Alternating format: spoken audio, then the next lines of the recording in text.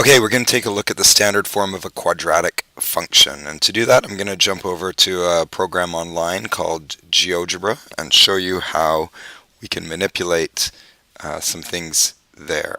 So let's go there. Okay, here I am at geogebra.org and I'm going to start creating. And I'm going to create some algebra. And the function that we're going to work with is going to be y equals ax minus h squared plus k. And we'll take a look at what this form of a parabola will look like. And a cool thing about this program is it will create variable sliders for me. So it's created a couple sliders for h and k. That's great. And I actually want a slider for a as well. So I'll get it to create a slider and put that over here. And now I want it to graph this function. So let's add some coordinates on to this. So I'm going to add some graph coordinate axes to our background here, and I've added an input bar at the bottom, and I did that through these menus on the side. And now let's just retype our equation. Ax minus h is going to get squared plus k. So what we're taking a look at is this form of the parabola in this, and there's our parabola. And I've got some variables in here. I've got an a value at the bottom here and an h and a k value. And with a little bit of manipulation, I just move the sliders over, and there's our equation again. So I've got an a value, which I control with this part. I've got an h value, which I control here, and a k value. So let's just move these down to k being 0 and h being 0. And you see essentially a standard equation for a parabola with an a is 1, so that's 1x minus 0 squared, so x squared. So this is just 1x squared plus 0. See the equation of this, and you can see the equation over here is just x squared. This is our basic parabola. If I start to change this a value, watch what happens to my parabola. As the a value gets bigger, the values of the parabola start increasing quicker in this y direction. When I go back to 1, it's here. If I move this a this direction, then I start to see values in the y direction that are smaller. So as a gets bigger, the parabola goes up quicker. As a gets closer to 0, the parabola goes up slower. When a is 0, I have no parabola. We're not allowed to have an a is 0, as we saw as one of our restrictions last day. And then when you get a is negative, it's suddenly a downward facing parabola. Much like we saw last day, there's the standard parabola that's now facing down, and I can make this go down even faster and faster and faster. Let's reset this, and we'll make our a value go back to 1. And there's our basic graph. And let's see what happens when I start to change this h value. If I move h positive, look what happens to my graph. It starts to move. In fact, when I get to 4, that vertex has moved over to the right 4. And the exact same thing happens if I don't move it at all. There's 0. And if I move it to the left. So there's negative 3. If I take a look at what this k value does to my equation, the k value, if I increase, the k value moves the graph upward. There's up by 3. And if I decrease it, if I have a negative 1, it moves it down. There's negative 2. And so you can actually start to combine these things. Here's a vertex that is right 4, so x is 4, and down by 2, and you can start to describe that through what is this h value? Well, it's x minus 4, and what is this k value? It's minus 2 at the end. And if you were to, and the a value is 1, again, I can change this a value, and you can see that this goes up faster or goes down into the negatives just by playing around with these numbers. It's a pretty interesting little slider. system and a neat little app online that you're welcome to play with as well. Let's go back to the notes and summarize some of this. Okay, so what we saw in the video was that if we have a parabola and it is written in this description, x minus h squared plus k, then the a, the h, and the k mean something. And in fact, if the a value is bigger than 0, then the parabola opens up. And what I mean by that is it's shaped this direction. And if the a value is negative, then it opens downwards, and we get a parabola shape that kind of goes down this way. A also controls the vertical scale factor. And what I mean by that is it controls how quickly the basic graph goes up or down. So we need to know what the basic graph looks like. So let's grab some graph paper. And all basic parabolas look like this. They go through 0, 0. So the basic parabola y equals x squared. Then if x is 0, y is 0. If x is 1, y is also 1. So it goes over 1 and up 1. And if x is negative 1, negative 1 squared will also give you 1. So at x is negative 1, y is also 1.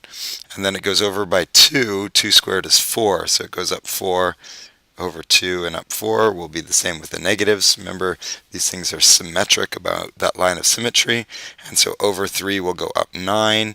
And over 3 in the other direction will also go up 9 because negative 3 squared is 9. And so you can start to get these points quite quickly and make your parabola. Now, we need to memorize these points that you start at a vertex and then you go over 1 and up 1 and over 2 and up 4 and over 3 and up 9 in each direction, over 4 and up 16, over 5, 5 squared is 25, over 6 up 36.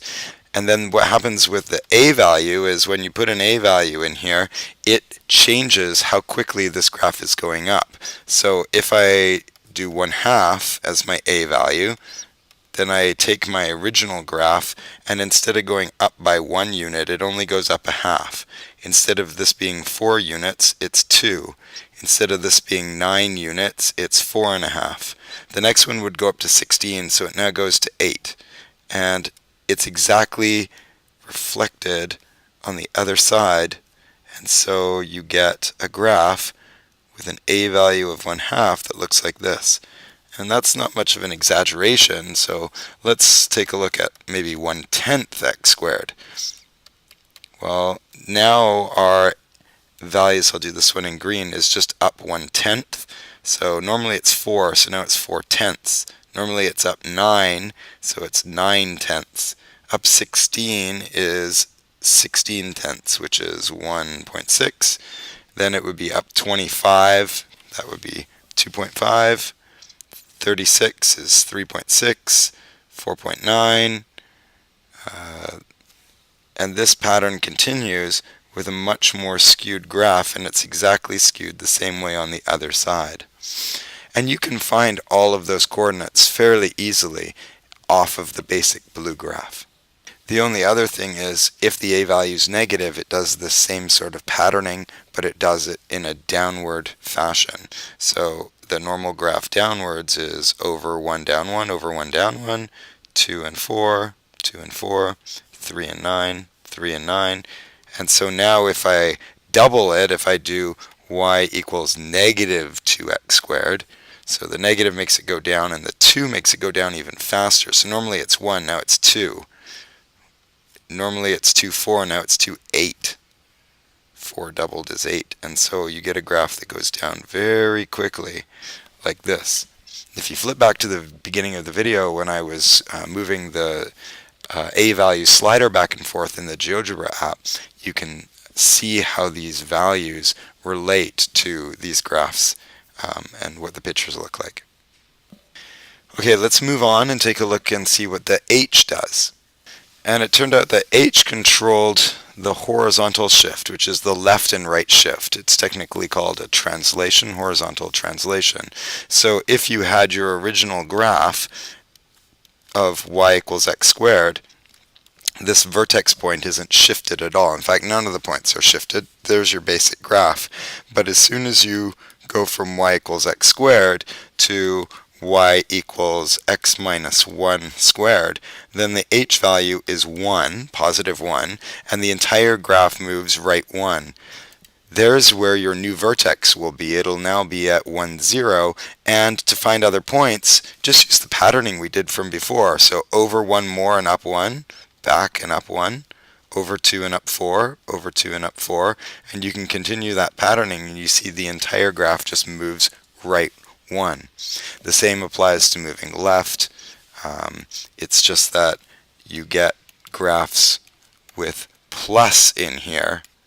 So this is h is minus 5 because it's of the form minus h. So minus 5 or minus negative 5 will give you the value of plus 5 inside those brackets. And so you have to be careful with that. This one moves it left 5, whereas this moves right 1. So x minus 1 actually moves to the right 1. X plus 5 actually moves to the left 5. So you have to be a little bit careful with that. We can also control the k value, and the k, as it changes, controls the vertical shift or the vertical translation, which moves this graph up and down. So for example, and I'll just create a little more space here, if you have y equals x squared plus 1, you take your basic graph, which looks a little bit like this, and you just move it up 1. So the vertex moves up 1, and just think about that being the new vertex. You go over 1 and up 1, from there over 2 and up 4, from there, etc., etc. And you've got your new graph, your new parabola.